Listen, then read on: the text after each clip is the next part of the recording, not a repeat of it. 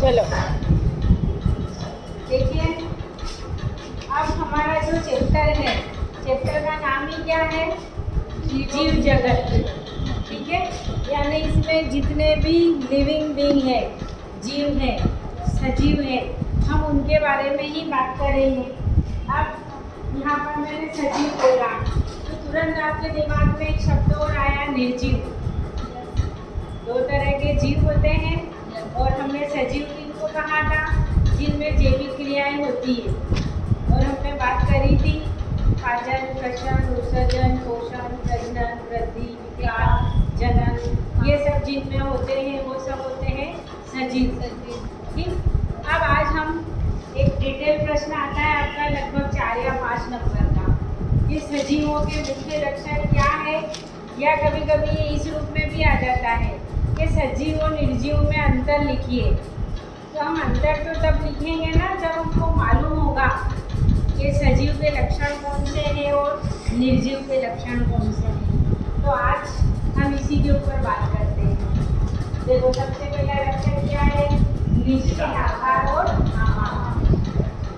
अब प्रकृति में जितने भी जीव हैं, सजीव, हर एक का एक निश्चित आकार और आकार होता है। अब जैसे आप लोग दिमाग में लाइए जिराफ। ठीक है, जिराफ का मतलब इमेजिन करा, प्राणी होता है इतना बड़ा और गर्दन खूब लंबी होती है। कोई ऐसा जिराफ देखा तो इतना सा हो, उन्हें गर्दन और छोटी हो? नहीं। ठीक है, जो भी जीवधारी है उसकी हेल्थ हाइट का एक निश्चित आमाप है। अपवाद जरूर होते हैं लेकिन ज़्यादातर, कोई जैसे शेर, अब शेर यूँ तो है नहीं कि कभी हाथी जैसा बड़ा हो जाए, ज़्यादा खा पी लेगा। हाँ, वो हाइट इतनी ही रहेगी जितनी उसकी आदर्श हाइट है, उससे थोड़ी सी ज़्यादा हो सकती, लेकिन ऐसा भी नहीं कि वो हाथी जैसा हो जाएगा। यानी प्रकृति द्वारा ही निर्धारित है कि हर सजीव का निश्चित आकार और आमाप हो सकता है। हो सकता है क्या? होता है।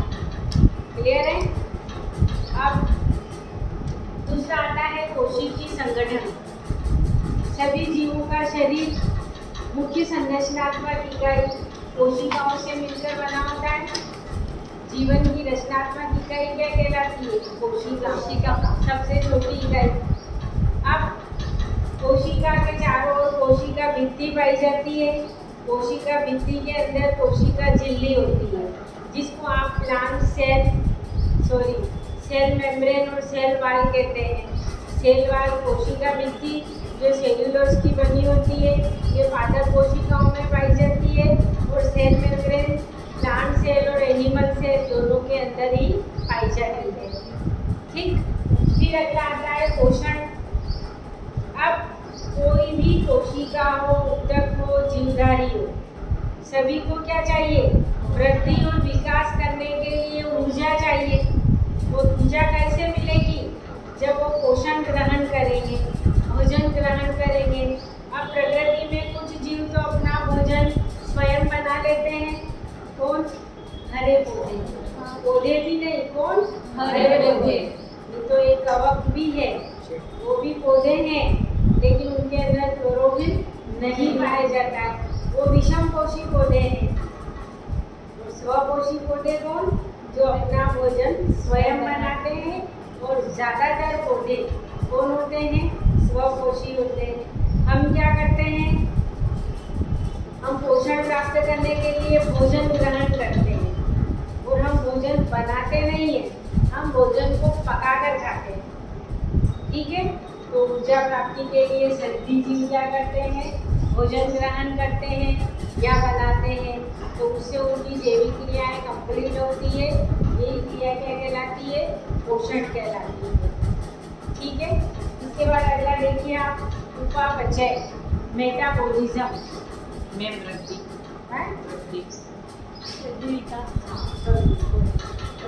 और विकास। अब ये क्या होते हैं? अब वृद्धि, आप देखते हो आप पहले कैसे थे और अब कैसे हो। तो हो सकता है अभी तो आपकी हाइट और बढ़ेगी। हाँ, बढ़ेगी। तो जो बाहरी विकास हो रहा है, बाहरी जो ग्रोथ हो रही है,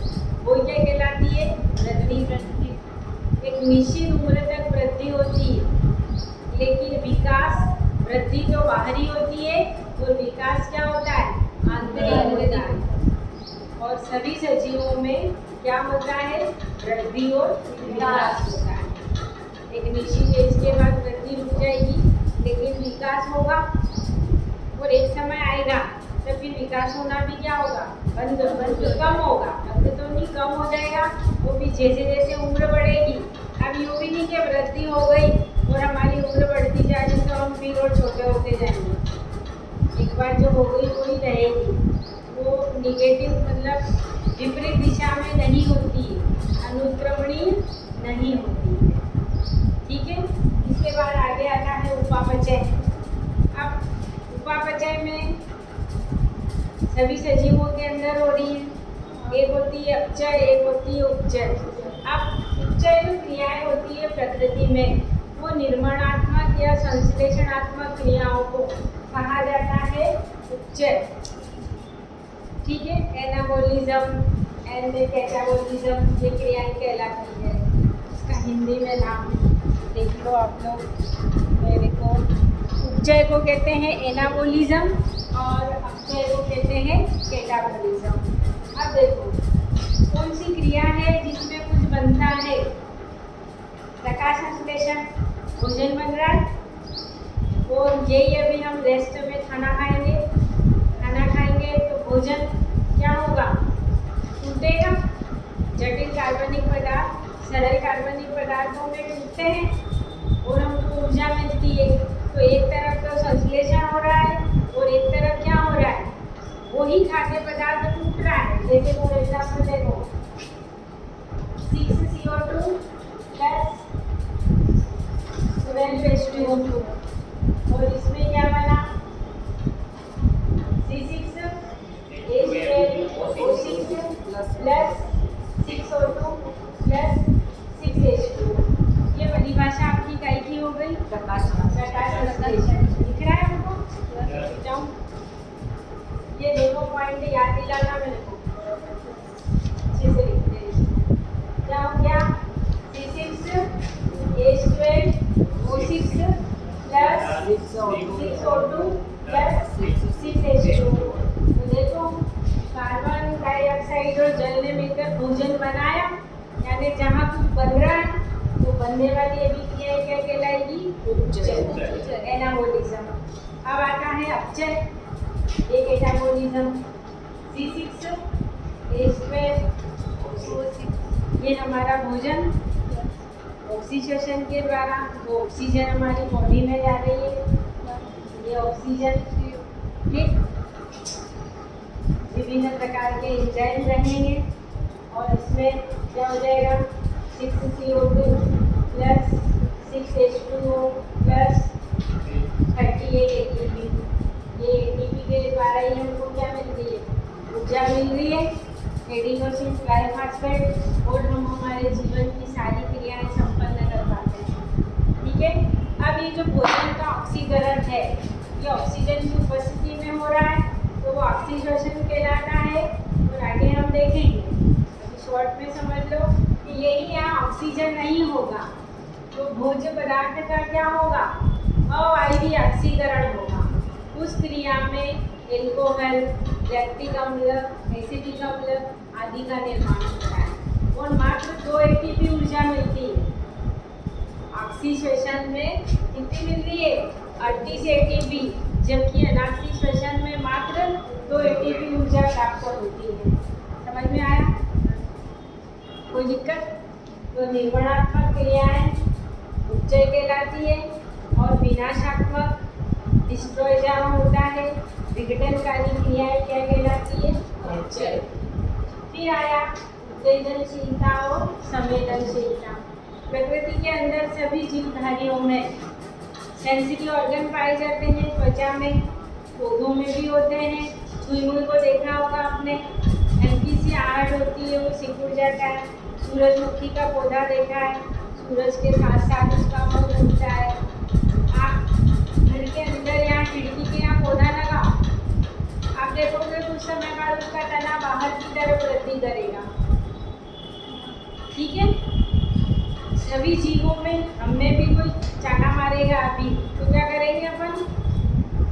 थोड़ी देर तक तो यूँ देखेंगे कितना तेज मारा है, धीमे मारा है तो कुछ नहीं, तेज मारा है मतलब दर्द भी होगा, संवेदनशीलता, और फिर क्या होगा, गुस्सा।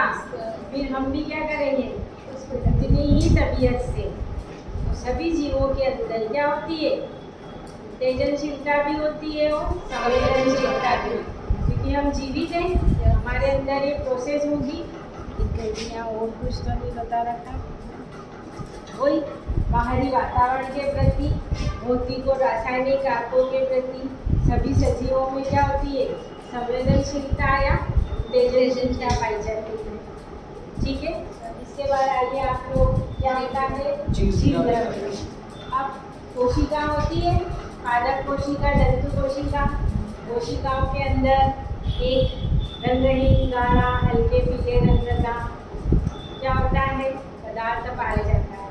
उसी को हम क्या कहते हैं, जीव द्रव्य कहते हैं। तो जो भी जीव द्रव्य है ये जीवन का भौतिक आधार है, और जो भी सजीव कोशिकाएं हैं उनके अंदर क्या पाया जाता है, जीव द्रव्य पाया जाता है। फिर आता है श्वसन। श्वसन ऑक्सीजन युक्त वायु देते हैं हम, प्राण वायु। जो सजीव होगा उनमें ये क्रिया होगी, जो निर्जीव होगा उनमें श्वसन क्रिया नहीं होगी। हम खुद भी जिस दिन मर जाएंगे तो निर्जीव डेड बॉडी, और डेड बॉडी क्या करेगी, सांस लेती नहीं है। सबसे मुख्य पहचान ही क्या है अभी हमारी, कि हम सांस ले रहे हैं, चल फिर पा रहे हैं, डांट दिया तो मुँह चढ़ा रहे हैं, तुम्हें डांट दी और तुम हंस रहे, इसका मतलब हम क्या है, हमारा दिमाग खराब है, काम ही नहीं कर रहा तंत्री का तंत्र, है क्या नहीं। तो जीवन की जितनी भी ये क्रियाएं हैं, यदि ये बिल्कुल सही हो रही है तो हम सही हैं, फिजिकली भी और मेंटली भी। और एक में भी गड़बड़ है मतलब हम क्या है, सामान्य नहीं है, हमारे अंदर उसमें कुछ असामान्यता है। ठीक है, फिर आया उत्सर्जन। अब हम पोषण ग्रहण कर रहे हैं, ऊर्जा प्राप्त कर ली, भोज्य पदार्थों का ऑक्सीकरण हो गया। तो पोषण के बाद, तो पोषण क्यों होता है कि वो भोज्य पदार्थ पच रहा है, पाचन हो रहा है। पाचन के बाद ऊर्जा भी मिल गई, लेकिन वो पचा हुआ जो भोजन है वो शरीर से बाहर भी तो निकाला जाएगा। पचा हुआ भोजन भी ऑक्सीजन ले रहे हैं तो कार्बन डाइऑक्साइड बाहर भी तो निकालते हैं। ऑक्सीजन युक्त वायु का अंदर आना इंस्पायरेशन, CO2 युक्त वायु का बाहर आना एक्सपायरेशन, अंतः श्वसन और बाह्य श्वसन। तो ये प्रोसेस भी होती है। फिर क्या लिखा था मैंने, प्रजनन लिखा था, प्रजनन। और अगली प्रोसेस अनुकूलन। अब देखो आप प्रजनन, प्रश्न आता है या कोई भी पूछे सजीवों का मुख्य गुणधर्म क्या है, तो क्या बोलोगे, प्रजनन। मुख्य गुणधर्म क्या है, प्रजनन। ऐसा नहीं ये भी है, लेकिन अपने ही समान जीव को उत्पन्न करना ये कहलाता है जनन या प्रजनन। सभी जीवधारियों में होता है। पौधा नहीं समान पौधे को उत्पन्न कर सकता है, हम हमारे ही समान जीव को उत्पन्न कर सकते हैं, जानवर भी जानवर के समान ही सजीव उत्पन्न करते हैं। ठीक है, अब अनुकूलन ये क्या होता है, अब आप देखो क्या होता है अनुकूलन। जैसे अब आप मेरे से पढ़ रहे हैं, क्लास टीचर का नई तरह का बिहेव, आपके पुराने अलग थे, आप उनके अकॉर्डिंग बिहेव करते थे, किसी के विपरीत छोटे भी थे, लेकिन अब आप लोगों को कैसे चलना है, मेरे अनुसार चलना है। तो मुझको तकलीफ भी होगी, एडजस्ट करने में एक आध हफ्ता लगेगा, क्योंकि अभी तक आप आपके अनुसार या जो भी आपका माहौल था उसके अनुसार डले हुए थे। अब आप इस क्लास में आए हो, मेरे संपर्क में आए हो, तो मैं जो बता रही हूँ यूँ तो है नहीं कि आज सुन लिया आज ही, धीरे धीरे आप अपने आप को उस आदत के के अनुसार क्या करोगे, ढलोगे। और एक समय ऐसा आएगा कि मैं जैसा चाहती हूँ तो मेरे बिना बोले ही तुम क्या करोगे, मुझे कहने का मौका ही नहीं मिलेगा। समझे कि नहीं? यही है अनुकूलन। कि जब जैसे आप लोग 9th में भी यहाँ आए थे तो आपके 8th का स्कूल बिल्कुल अलग था। इस स्कूल के नियम, कायदे, कानून सब अलग है। तो आपको 9वीं में थोड़ी सी घबराहट होती होगी कि नहीं, लेकिन धीरे धीरे आप यहाँ के आदी हो गए। तो ऐसे ही प्रकृति में कोई भी जीवधारी है उसके अंदर ये प्राकृतिक रूप से क्षमता पाई जाती है कि वो स्वयं को बदली हुई परिस्थिति के अनुसार बदल लेते हैं, परिवर्तित कर लेते हैं। तो ये क्षमता ही क्या कहलाती है, अनुकूलन। जो अपने आप को परिस्थिति के अनुसार बदल लेता है, प्रकृति में वही जीव जीवित रहता है, सर्वाइव कर पाता है। और जो अपने आप को अनुकूलित नहीं करेगा, जैसे तुम लोग अपने आप को मेरे अनुसार नहीं बदल पाए तो आप परेशान होगे और फिर घर जाकर क्या करोगे, पापा मेरी किसी निकला लो, मेरे को स्कूल में नहीं पढ़ना। भाग जाओगे स्कूल छोड़ के, किसी निकलवा लोगे। तो जो सर्वाइव कर गया वो अनुकूलित हो गया, और जो जीव स्वयं को अनुकूलित नहीं कर पाते वो प्रकृति उनको क्या करती है, नष्ट कर देती है। समझ में आया? अब आगे आते हैं हम गति और प्रचलन। ये क्या होता है गति और प्रचलन?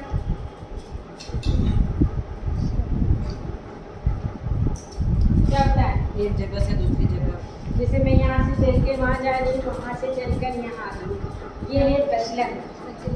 और एक ही जगह खड़े रहकर मैं तुमको पढ़ा रही हूँ, ये कर रही हूँ, ये क्या है, गति, मूवमेंट एंड लोकोमोशन। अब गति और प्रचलन सभी सजीवों के लिए बहुत जरूरी है। अब मुझे जैसे गाय है, कुत्ता है, उनको वहाँ रोटी और घास दिख रही है तो वो चलकर वहाँ जाएंगे, ये तो है नहीं कि वो देखेंगे ना रोटी आ जाएगी। शिकार, मान लो शेर आ रहा है, उस पर खड़ी ना होंगी, अरे हम बचाएंगे स्वयं को, स्वयं की रक्षा करेंगे। जंगल में जानवर यदि घूमेंगे नहीं तो वहाँ कोई खाना बना के थोड़ी किसने रखा, मुझे शिकार करना पड़ेगा। तो भोजन की तलाश में, स्वयं की सुरक्षा के लिए या प्रजनन के लिए दूसरे साथी को खोजना, क्या कर रहे हो, हटा दो उसको, तो मार रहे हो जानवर को, बहुत गलत बात है। तुम्हारा क्या बिगाड़ा उसकी? भोजन की तलाश में, स्वयं की सुरक्षा के लिए और प्रजनन के लिए नए साथी की खोज में। जीवों में क्या होता है, गति और प्रजनन। ठीक है, इसके बाद आगे क्या आया, जीवन चक्र। अब आप देखो, बीज उगाया था, वृद्धि हुई, अंकुरण हुआ, पौधा बड़ा हुआ, पुष्पन क्रिया हुई, फ्लोरिंग हुई, फ्रूटिंग हुई, फल भी आए, पौधा सूख गया, उसके बीज बने, फिर उगा दिया। हम भी हैं, बड़े हुए, रिप्रोडक्शन होगा, हमारी अगली पीढ़ी आएगी, उम्र बढ़ेगी, हम मर जाएंगे। यानी जीवन की हमने क्या करी, सारी क्रियाएं करी। वो क्रिया करने के बाद जीव नष्ट हो गया, लेकिन उसकी अगली पीढ़ी है, उसमें भी यही सारी प्रोसेस होगी। तो ये क्या कहलाता है, जीवन चक्र और लाइफ साइकिल। ठीक है, फिर आगे क्या है आपका, मृत्यु। ये बोला मैंने अभी, समझ में आई। पृथ्वी के ऊपर जिस भी जीव ने जन्म लिया है, एक न एक दिन क्या होगी, उसकी मृत्यु होगी और वो क्या हो जाएगा, समाप्त हो जाएगा। अब पृथ्वी के ऊपर मृत्यु नहीं होगी तो संपूर्ण पृथ्वी क्या होगी, जीवधारियों से भर जाएगी, जिसके लिए खाद्यान्न कम होगा, रहने के लिए जगह नहीं होगी, भौतिक संसाधन क्या होंगे, कम हो जाएंगे। इसलिए हाँ भैया, एक मिनट, प्रकृति पर संतुलन बनाए रखने के लिए सभी जीवधारियों की एक निश्चित समय के बाद क्या होती है, मृत्यु हो जाती है। और ये है जीवन के